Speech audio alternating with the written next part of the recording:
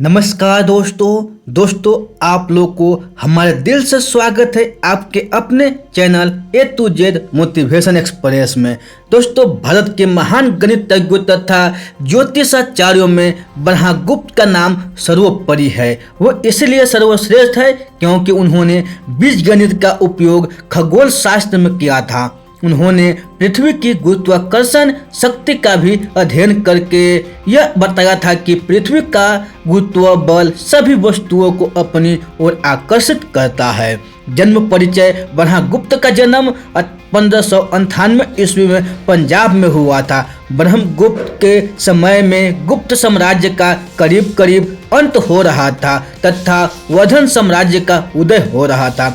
ब्रह्मगुप्त के बाणभट्ट वधैर्य हर्षवर्धन का समकालीन माना जाता है। उनके पिता का नाम विष्णुगुप्त था। कहा जाता है कि ब्रह्मगुप्त के जन्म के कुछ समय पहले मक्का में मोहम्मद पैगंबर का जन्म हुआ था।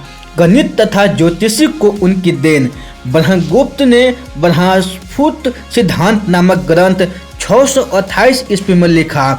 उस समय अवस्था 30 वर्ष की थी। ब्रह्मगुप्त ने आर्यभट्ट और वारामहीर के ज्योतिष संबंधी सिद्धांतों तथा गणित के कुछ नियमों में संशोधन किया।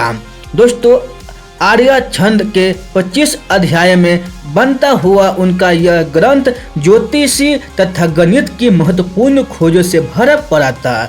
इसके आरंभ में ज्योतिषी और बाद के अध्यायों में गणित की अच्छी चर्चा है। ब्रह्मगुप्त ने शून्य के गणित की अच्छी चर्चा की है। उन्होंने यह लिखा कि शून्य में भाग देने पर परिणाम शून्य ही होता है। यह ठीक नहीं है, यह परिणाम तो कुछ भी हो सकता है। दोस्तों, कत्तकाध्याय में उन्होंने बीजगणित का इस्तेमाल ज्योतिष के सवाल को हल करने में किया। यूनानियों ने भी अपने द्वारा विकसित कार्यों किए गए रेखा गणित को बीज गणित की सहायता से और अधिक व्यवहारिक बनाया। ज्योतिष में पहले ज्यामितीय का प्रयोग होता था, किंतु ब्रह्मगुप्त भारत के ऐसे पहले गणितज्ञ थे जिन्होंने बीजगणित को ज्योतिष की गणनाओं में प्रयुक्त किया। वे बीजगणित जानने वाले ज्योतिष के बारे में यह कहते थे कि जिस प्रकार सूर्य का प्रकाश तारों की रोशनी को मंद कर देता है, ठीक उसी तरह बीजगणित जानने वाला ज्योतिष सभी को अपने ज्ञान के आगे फीका कर देता है।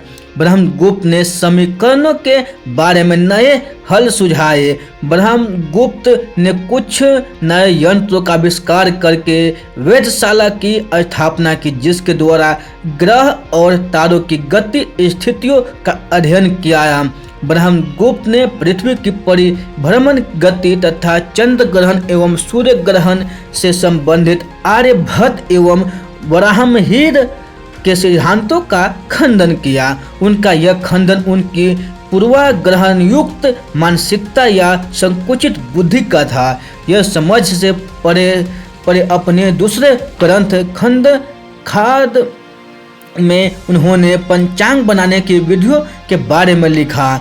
उसमें उन्होंने यह स्पष्ट किया कि मैं आर्यभट्ट के समान उपयोगी यर्थ लिख रहा हूँ, अर्थात या तो उन्हें आर्यभट्ट की प्रतिभा को मानकर भी नहीं मानना था या फिर वे अपने पहले यथार्थ की लोकप्रियता से क्षीण थे, जिसके कारण उन्होंने ऐसा लिखा होगा।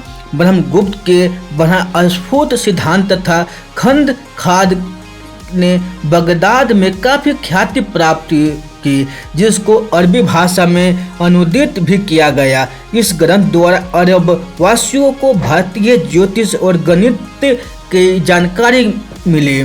11वीं सदी में जब अल-बिरूनी आया तो उसने अन्य भारतीय गणित और ज्योतिष संबंधी अन्यों के साथ साथ ब्रह्मगुप्त के अन्यों की काफ़ी प्रशंसा की। वह संस्कृत का अच्छा ज्ञात था, अतः उसने ग्रंथों का भली भांति अध्ययन करके ब्रह्मगुप्त की आलोचना की, क्योंकि ब्रह्मगुप्त ने आर्यभट्ट के कई सिद्धांतों को नहीं माना था।